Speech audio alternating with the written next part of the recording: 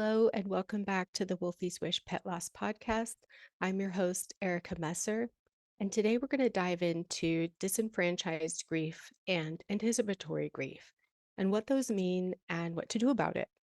So, disenfranchised grief is something that society doesn't accept. So, pet loss falls into that category very easily, with people saying stupid things like it was just a pet. And that's actually really hurtful. The human animal bond is something like no other. It's very special. There's a lot of research on that from HABRI, the Human Animal Bond Research Institute. And, when I was a kid, our dogs were outside, and today we buy birthday cakes. And so really shows a cultural shift. And it's really time to accept and validate pet loss grief and also treat it.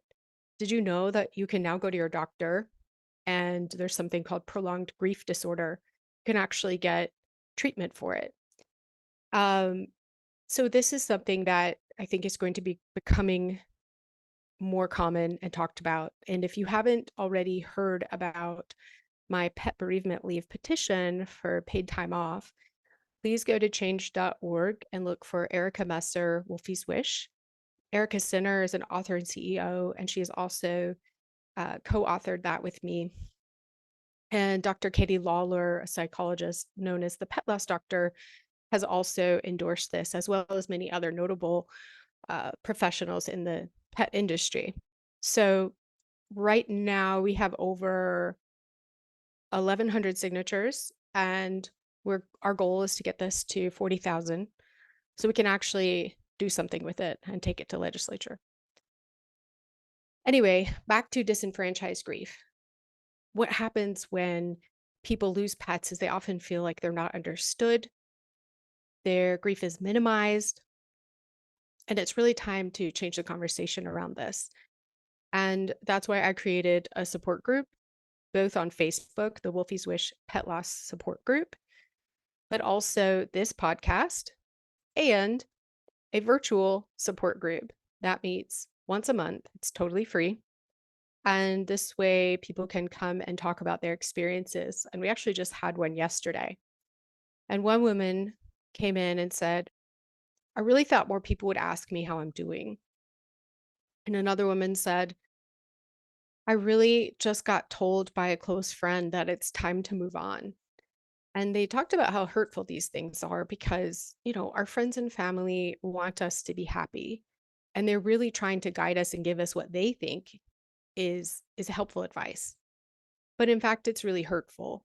And it ends up uh, having the person feel isolated and alone and that there's something wrong with them and that they can, use their mind to shift their grief. So by validating it and asking questions like, it must be really hard for you. How can I show up for you? Would you like to be left alone? Would you like me to spend time with you? And just having a conversation really can do a lot more than giving some pad answers, such as, it was just a pet, just get another one. It's time to move on. And this applies to really any type of grief. And so that's where it's important to go to a professional or a support group where people understand and can share their experiences and solutions. And that's really what Wolfie's Wish is all about, is solutions. Uh, yes, I want to bring up the conversation and validate grief, but I'm here today because I found solutions to my grief. And the first thing that I developed were affirmation cards because I needed simple daily practices. I was finding a lot of books on Amazon, but I asked myself, well, how do I know this book is going to help me and give me what I need when I'm not really sure how to go about healing? And also asked myself, do I have to read the whole thing because I'm so overwhelmed? I'm just kind of catatonic. So how am I supposed to sit down and concentrate on a book and absorb it? And that's why I ended up just asking myself, what do I need to do to heal? And because I have a history of addiction, I've gotten a lot of tools along the way. And also, I have been diagnosed with bipolar type 2 disorder and have participated in groups such as dialectical behavioral therapy And so I had a lot of my own tools to facilitate my healing and kind of pull upon. Um, and so that's what led to this first deck of affirmation cards. And since then, I have developed with my colleague Saskia Koska, who is a pet bereavement specialist as well, anticipatory loss cards. And these really focus on taking care of yourself and being present with your pet. Often with anticipatory loss, we only think about the inevitable, and it's really hard to stay present. So these cards are practices designed to help you stay in the moment, but also be prepared and plan as best you can, reaching out to end of life veterinarians that are trained with palliative care. Because just because your pet is ill or a senior doesn't mean you have to end their life. It means that you can treat things, you can prolong them as long as they're comfortable and happy. And there are quality of life worksheets available just with a simple Google search to help you make those decisions. And when you have good support, whether it's in a group, but especially with a pet professional like your vet tech, your vet nurse, or a veterinarian, you actually can do a lot.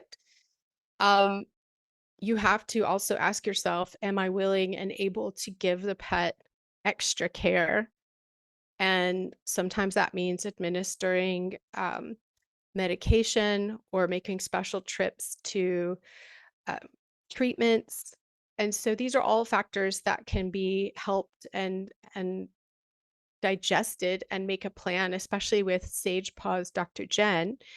Um, she actually coaches people on this process and making good decisions and what will work for them and their family. So, anticipatory loss can be very complicated. And it's also very hard for employers to understand this process, for even friends and family to be supportive. And so, right now, you can go to my website, wolfieswish.com, and you can download anticipatory loss cards. They're samples and see if this is right for you. And if it is, and you want to have some daily practices, you can use code redirect at checkout, and they're just $4. Then you have them right away, and I encourage you to print them at home, cut them out. It's really nice to do it on cardstock or heavyweight paper. And you can even take them to your local print shop and get them laminated if it's something that you want to keep or maybe re-gift. So I would like to read just a few of these. And for those of you that are on YouTube and watching, you can actually see them. So here's an example sample page. And one card reads, I'm giving myself and my pet the utmost love and care during this time, ensuring their comfort and happiness in every moment as best as I am able. And so let's talk about the care for ourselves during this time. And what that means is to be gentle with ourselves, to acknowledge our pain and our, you know, changing emotions and the intensity of our emotions. It's very normal to be completely disheveled over the loss of our pets. And I often tell people, take some time off if you can. If not, maybe talk to HR about what you need and ways you can be supportive and be supported. And, to take time to go to the restroom and have a breather break. It's okay to shed some tears. Pull out one of your Wolfie's Wish cards, maybe text a friend or jump on the Facebook group and say, I'm at work. I'm having one of those grief storms. I'm feeling anxious, and yet I have to go in and go to a meeting or help customers. So I think reaching out is the first thing we can do, is acknowledging our pain and reach out for help, because there is help. And that help might look different for everybody, and that's okay. So also at wolfieswish.com, we have an entire resources section with suggested ways of getting help, whether that is a book or talking to a specialist or joining a group or downloading a love letter. We have a blog. There's so much information there. And I'm about to release an anticipatory grief course. And this would be a self-paced course where you get worksheets, videos, and just small digestible things to do on a daily basis. So it really delves into the anticipatory loss grieving cards and just more in depth. So maybe you want to do a little bit more work. And the beautiful thing about the course is that you always have access to it and you can't get behind. It's self-paced. So maybe there's a day where you don't want to participate, you don't want to be in grief, you need to just distract yourself with a hike or spend in nature, spending time outside, and then come back to it another day. And that's also normal to need to take a break and do something distracting. What I think is really important is that we try to get through our grief, whether it's anticipatory or we've already lost our pet, without using substances and chemicals. I myself am 15 years clean and sober, and I was able to maintain that through the tragic accident and watching Wolfgang die on the way to the vet. And it was very traumatic for me. So not only did I have to deal with the sudden and unexpected loss of him, but also the trauma of how he died, which I sometimes go into, but I realize could be triggering for people. And so if you need professional help and that person suggests medication, then by all means take it. But before that, let's try to look at ways we can heal without using substances and really go into our emotions. It will feel like walking through fire, but if I did it, you can do it. And we have to acknowledge the pain in order to move through the pain and find ways to heal. We will always have scars on our heart after losing a pet. And I think that's one of the most special things we can have because maybe you agree with this statement that I wouldn't trade what happened for anything else. I only got to spend a year and a half with Wolfgang, but it was amazing. And he was my COVID companion. And so if I was given the choice to never go through that and have it completely erased, I would say no. It was absolutely worth it. And I feel very lucky that I found what I call a soul cat. You can have a soul dog or a soul horse or a soul rabbit. And what that means is you just have a special bond with them. So yeah, there are animals I know and have had that have just been animals, and there wasn't a connection. And I feel very fortunate to have found one that I did connect with and have found again.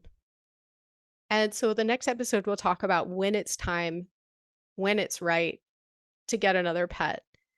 And we will look into that and also have some guests coming up from all the way in Australia. So we've got a lot of great interviews coming up.